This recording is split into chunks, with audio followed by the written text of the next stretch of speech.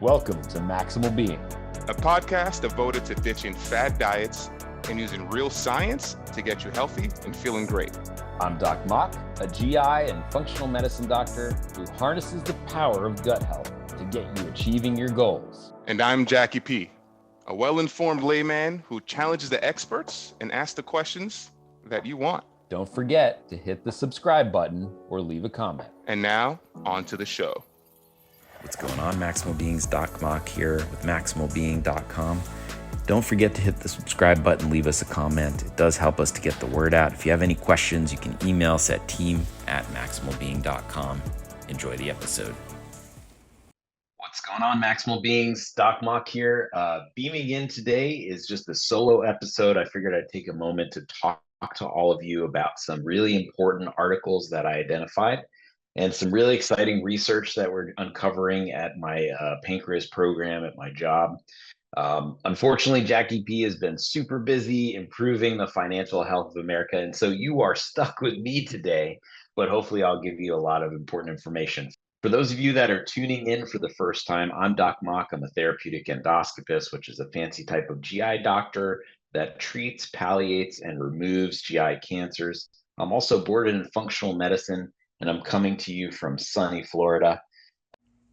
Are you a healthcare practitioner searching for a comprehensive solution to streamline your patient referrals and improve collaboration with other practitioners? Look no further than Rupa Health, the ultimate platform for integrative and functional medicine practitioners. As a healthcare practitioner, I've struggled with the traditional referral process for labs. It's time-consuming, inefficient, and often lacks the necessary communication between providers and patients. But ever since I started using Rupa Health, everything has changed. That's right, Rupa Health is revolutionizing the way that practitioners connect and order lab work with their patients. Their advanced platform allows you to effortlessly send and receive patient lab referrals and secure their information, sending them the kits directly. This makes the communication directly with other patients and practitioners easy to take care of. I can't stress enough how much time and energy Rupa Health has saved me. With just a few clicks, I can easily order lab work and track their progress, and then I receive the results directly into my inbox, which I can send to the patients automatically with recommendations. Absolutely, Rupa Health's extensive network of lab testing and curated, integrated, and functional medicine testing allows practitioners to receive the highest quality of care and dedicate their practice to a patient-centered, holistic approach which aligns perfectly with the values of healthcare in a functional medicine practice. Plus, Rupa Health provides you with excellent customer support. Their team is responsive, knowledgeable, and always helps with assistance in billing questions and how kits are shipped to your patients. They are dedicated to helping practitioners like us provide the best possible care for our patients. And if you're a patient listening, it allows you to seamlessly order your lab testing and receive all of the necessary information. Rupa Health has been a game changer for my practice, and as you know, it will be for yours too. Don't miss out on this incredible opportunity to save on lab testing by heading to labs.rupahealth, that's rupa.com/store/storefront_V as in Victory, G as in Grape, X 00400. That's labs.rupahealth.com/store/storefront_V as in Victory, G as in Grape, X 0040. I'll see you later, Maximal Beings. So jumping right in, I wanted to talk about a really exciting advancement in terms of the shuttling of microplastics across bodies of living organisms. This particular study, which was published just now in 2024 in Environmental Health Perspectives, that's volume 132, issue 2, highlights the shuttling of microplastics that are ingested through the GI tract of different mice. So in this study, they gave polystyrenes and various other sort of compounds that are available, say, in products that line our food here in America to these mice. And what they found is that after ingesting these microplastics in the GI tract, by measuring them in their stool, They found that these microplastics actually shuttle through the GI tract and end up in the brain, liver, and kidneys of these mice. Super interesting, in that we know that microplastics are here in our environment. It has to do with the way that we treat our garbage, the frequency at which we use microplastics in treating our food products and storing our food products. And so it's interesting to see that the impact of these compounds may not just remain within the gut, but also exist throughout our GI tract, and other organs, really. And it also alludes to the importance of the GI tract in filtering these sorts of compounds as well. Anything that you put in the human body will go across your GI tract and be absorbed, with the exception of things like dietary fibers, which interact with our gut microbiome and give us other byproducts that are important, but it's not actually absorbed. And it's a little bit scary to think about a plastic compound that you're eating, something that's wrapped in cellophane, making its way into your brain. And we really just don't know the detrimental effects of these things, but it's an important proof of concept. There was a study that was published several years ago in our GI literature, which showed evidence of microplastics in people in Siberia in their stool, even though there was a very limited exposure there in their environment. And so, not only are we finding that this sort of chemical compound can be found throughout the world despite limited exposure, but it also clearly gets into our bodies some way. And so with that in mind, there may be help along the way. I wanted to highlight another really interesting article that was published just now as well in ACS Nano.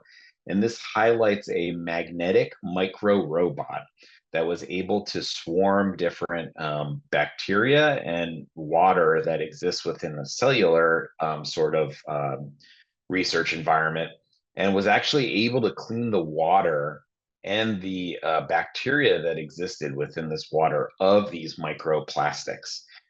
So despite the fact that these microplastics exist in our environment, it's scary the potential effects throughout our organisms. At least scientists are beginning to develop interesting ways using nanotechnology to be able to remove these microplastics from our body. Another interesting thing in the GI space I just wanted to highlight.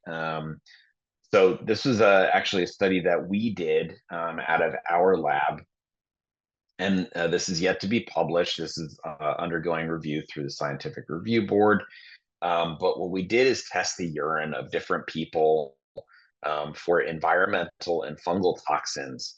And we took healthy control groups that were based here in Florida, and we matched them up with people that had developed pancreatic cancer.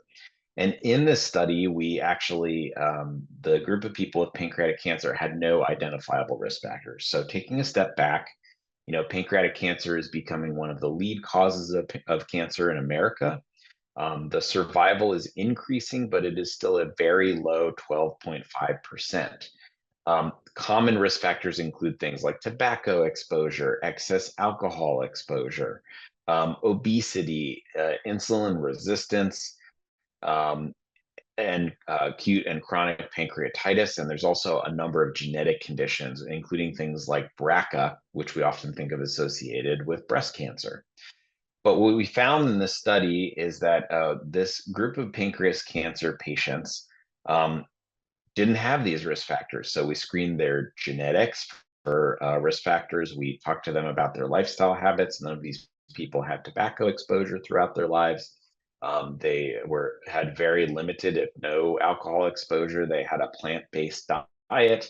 They were all of normal body mass index. They all exercised at least 150 minutes weekly, pretty much average throughout their entire life. And what we found in this study was a high level of different environmental toxins, as well as fungal toxins. I wanted to highlight a few of the important aspects of these environmental exposures. So number one is that there was a very high level of something called ochratoxin.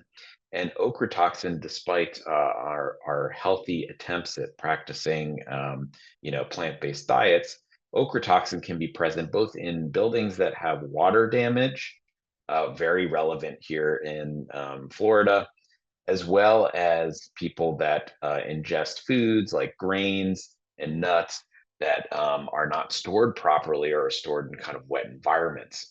And so these people may have experienced this exposure. And there is a tie between ochratoxin and various cancers, but nobody is yet to link it to pancreatic cancer. So I can't tell you that this is an exact cause of pancreatic cancer, but there's at least some sort of interesting correlation there, right? The way to determine cause in studies is to do what we did in these first two articles that we highlighted, and that is give it to something, an organism, in a controlled environment and look at the effects of that organism by getting rid of those tissues, removing those tissues from the organism's body. Obviously, you cannot do that with people, right? That there's no ethical way that a scientific review board would allow us to give ochratoxin to people and track whether or not they got pancreatic cancer. Nor would any reasonable scientist that is not psychotic want to do that. So it's an association, right? It's an associative relationship, but it's an interesting one at that.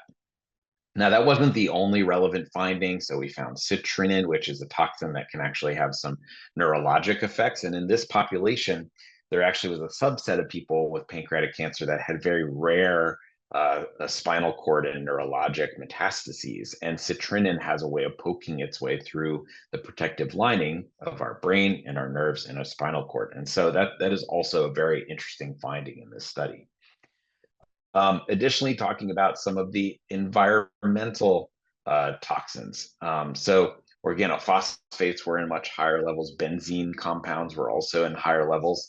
A lot of these compounds that we've found in the urine of these people with pancreatic cancer, as opposed to healthy controls, exists either in water that has not been treated properly, or also through the inhalation of different exhausts. And that could be either through people's jobs or through, sitting in traffic on various highways. And so these are controllable factors. I think that is both the good thing, and although these are scary findings, this gives us hope, right? It gives us the ability to control these potential risk factors. And again, I'm not saying that these things will cause cancer, but it has at least the potential.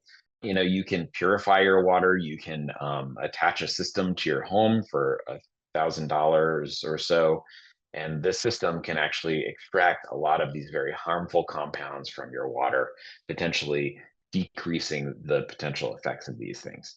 Again, I'm not saying that this is the cause of pancreatic cancer, but it's at least an interesting finding in a group of people that otherwise we deem healthy. Are you looking for high-quality, evidence-based supplements to support your functional medicine practice? Look no further than FullScript, the leading platform for healthcare practitioners to prescribe and order professional-grade supplements. As a functional medicine and gastroenterology doctor, I trust FullScript to provide me with a wide range of high-quality supplements that meet specific needs of my patients. Their extensive product catalog includes trusted brands, ensuring that I have access to the best options for my patients' health. That's right, FullScript offers a comprehensive selection of supplements, including vitamins, minerals, botanicals, and specialty formulations, all sourced from reputable manufacturers.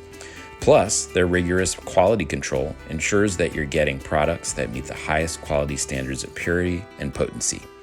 And what I love most about FullScript is the convenience it offers. With their user-friendly online platform, I can easily browse, prescribe, and manage supplement protocols for my patients. It saves me valuable time and streamlines the ordering process. Absolutely, FullScript makes it easy to create customized protocols for your patients and track their progress. Plus, they handle all the logistics from inventory management to shipping, so you can focus on what matters most, providing excellent care to your patients. So if you're ready to take your functional medicine practice or wellness to the next level, visit us.fullscript.com/welcome/maximalbeing. That's us.fullscript.com/welcome/maximalbeing to receive your 15% discount on customized supplements and check Maximal Being standardized protocols for gut health. FullScript has been a game changer for my practice, and I know it will be for yours. Don't miss out on this incredible resource for functional medicine practitioners and patients alike today.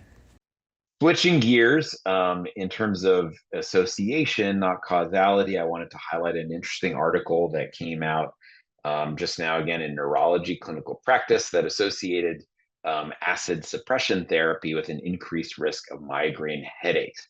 And this is through the National Health and Nutrition Examination Survey. So this is a survey that's given to Americans every year. It has actually a pretty wide usage. This particular data set was from 1999 through 2004, so older data.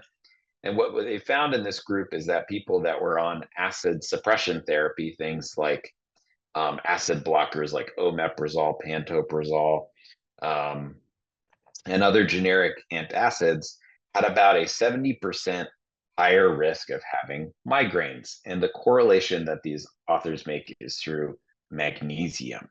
Um, if you go on Instagram and look at different influencers, a lot of people will tell you to take magnesium. And I do think that there's a lot of useful ways to utilize this mineral.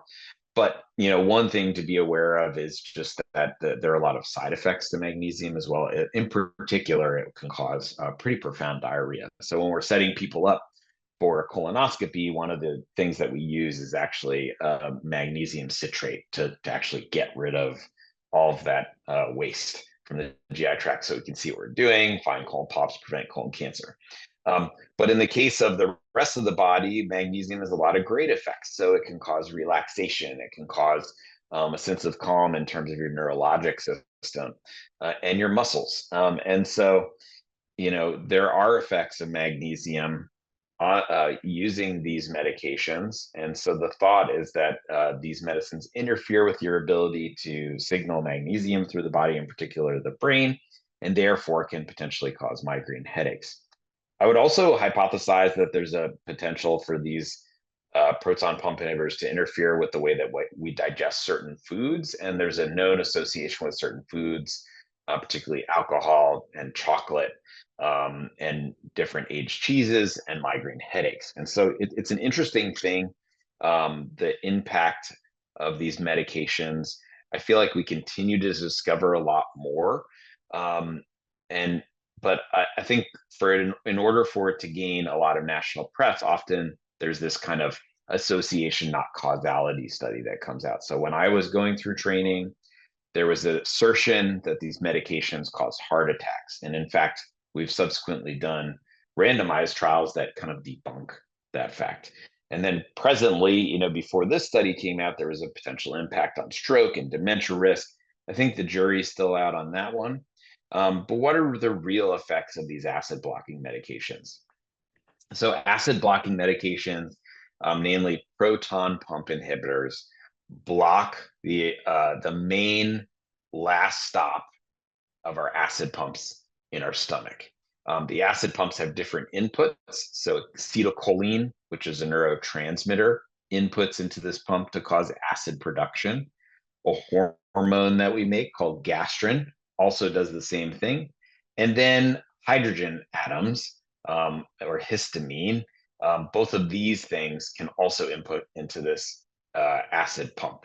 And so before we created proton pump inhibitors, which block that hydrogen atom potassium pump, we were blocking things like histamine. But obviously you're leaving the other main gateways still open. So the body can often figure out a way around these sorts of things.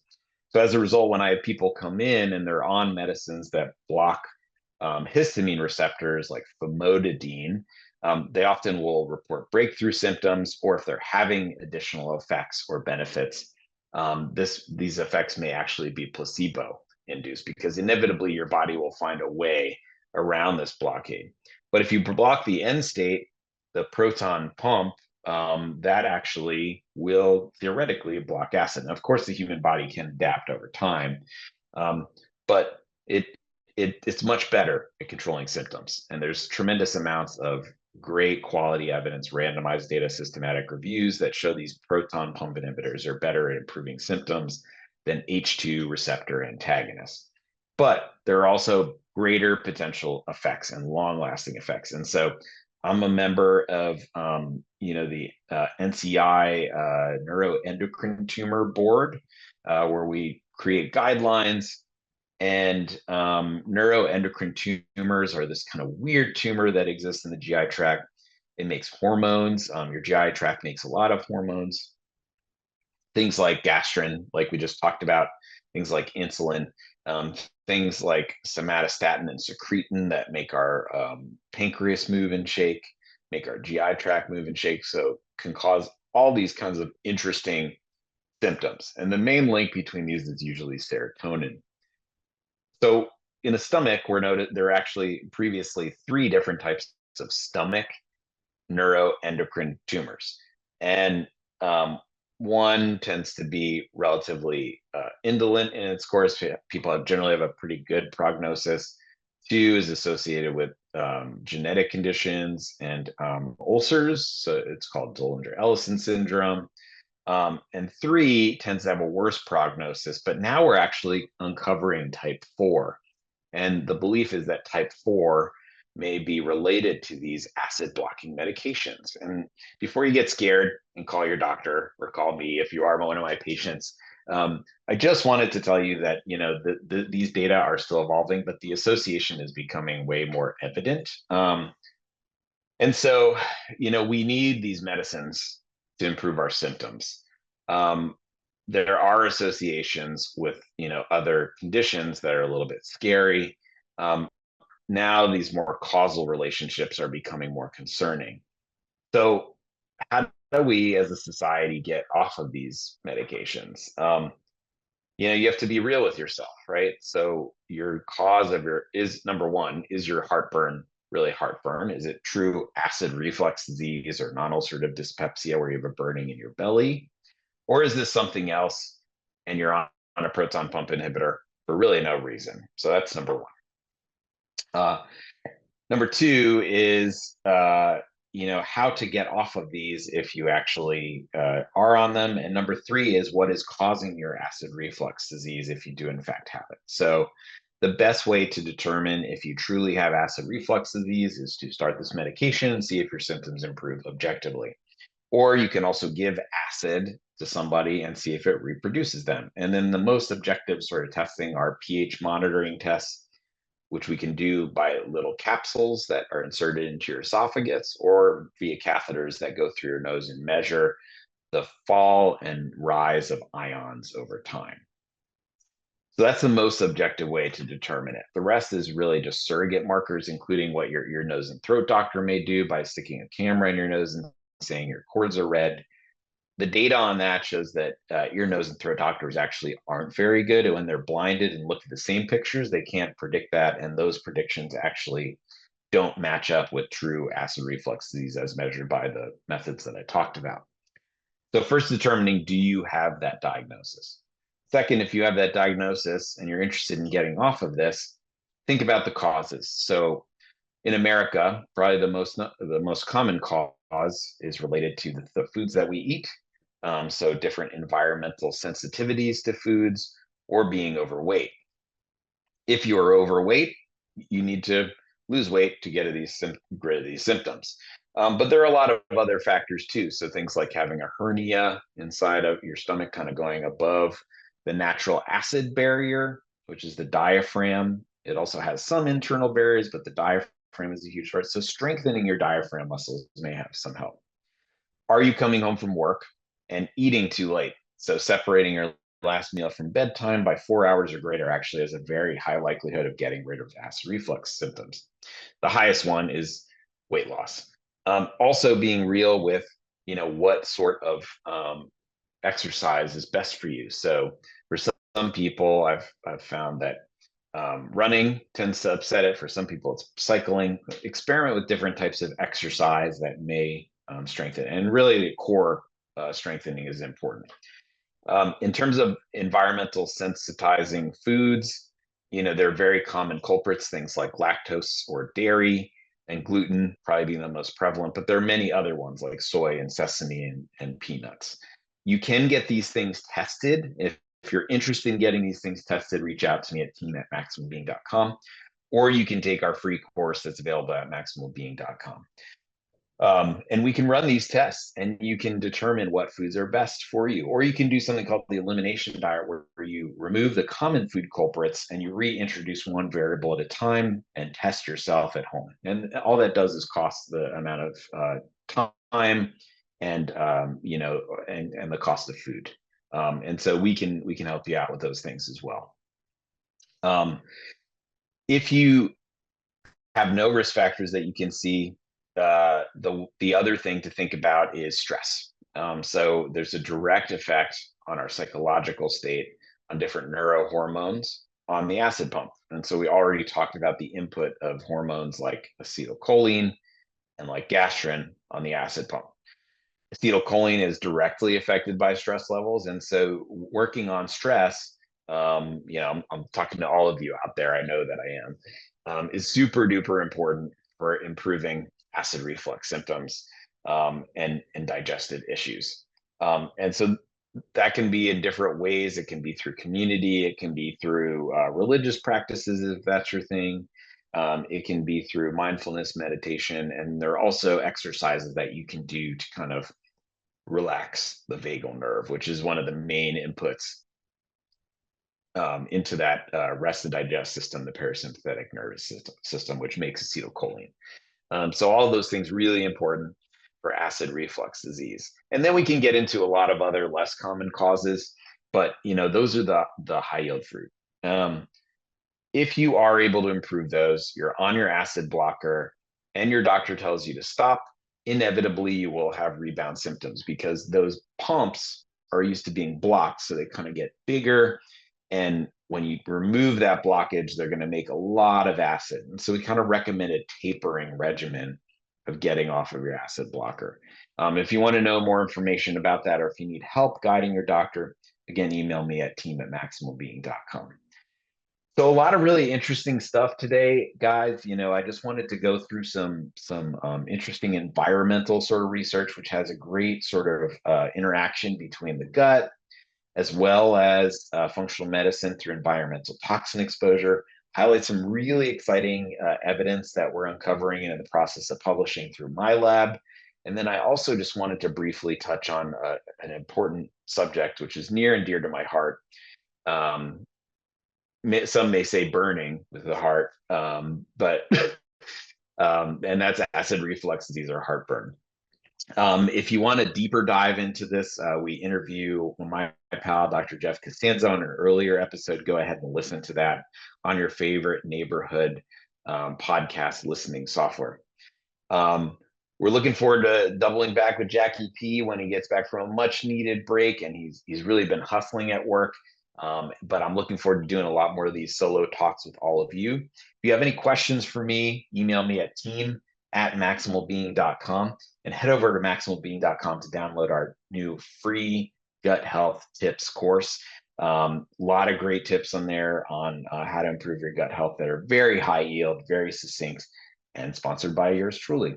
If you haven't done so already, go ahead and hit the subscribe button, leave us a comment. We love getting the word out there, and that is the best way to do it. And as always, I'm Doc Mok, and I am here to maximize your health. The content included is not intended to be used as medical advice, and viewers should consult their physician or healthcare provider should they have additional questions. The viewers should not rely on information contained in these presentations for immediate or urgent medical needs. Additionally, if you think you have a medical emergency, call your physician or go to the emergency department or call 911 immediately.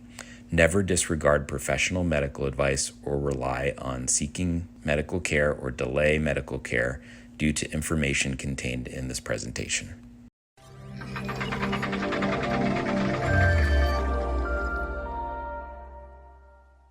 What's going on, Maximal Beings? Doc Mok here.